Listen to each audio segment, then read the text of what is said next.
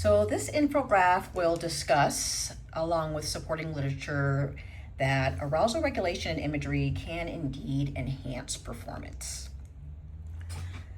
Through studies and multiple research articles, the arousal regulation technique that I chose is breath control, and the imagery technique that I chose is visualization.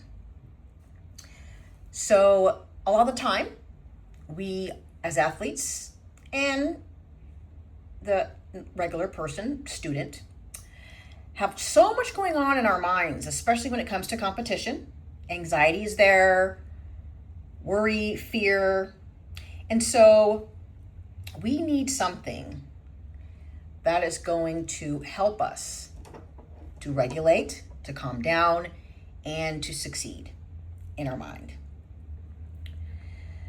The first article chosen comes from, YouTube video, Sam Martin from Peak Performance, giving us an overview of visualization and presenting examples from elite athletes like Kobe Bryant and Michael Phelps, who in fact utilize visualization. And in pointing out the technique of visualization, it's getting to a place where you're doing this with commitment and dedication. It's not something that will happen overnight. You have to really put your mind to it, so to speak, and come to a place where you can relax and visualize the outcome.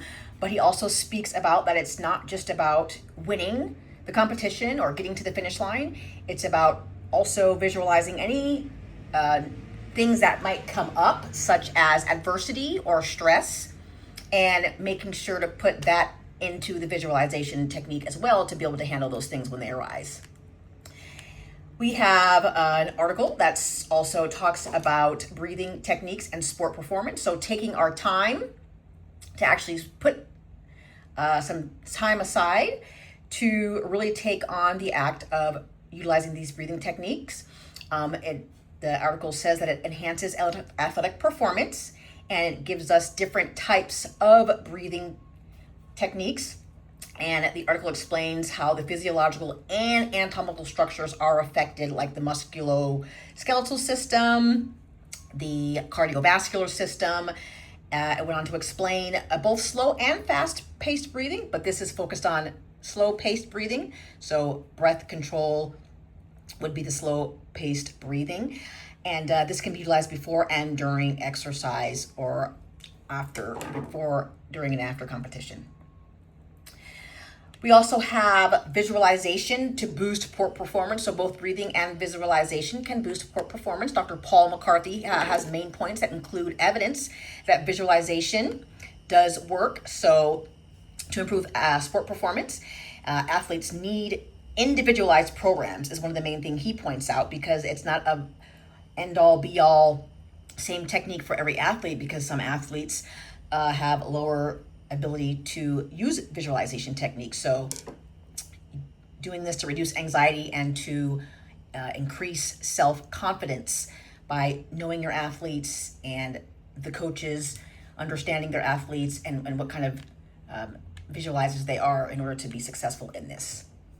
So sitting and meditate to visualize and create, just add a little bit of examples from my life, which is meditation for visualization to sit and see, so you can create and be, and coaches and athletes can incorporate this by setting time aside, 5 to 20 minutes before, during, and after practice and games or competition, so that they can do this as a group or individually.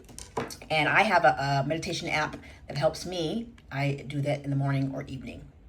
And then Nike shares a good article about relaxing with breath to calm and control, activating the parasympathetic nervous system, which is in charge of rest and digest. Athletes can alleviate anxiety before competition, and breath control can help to produce optimal performance. And lastly, some of the limitations and challenges were looked at. We can seek support. That's why this is here.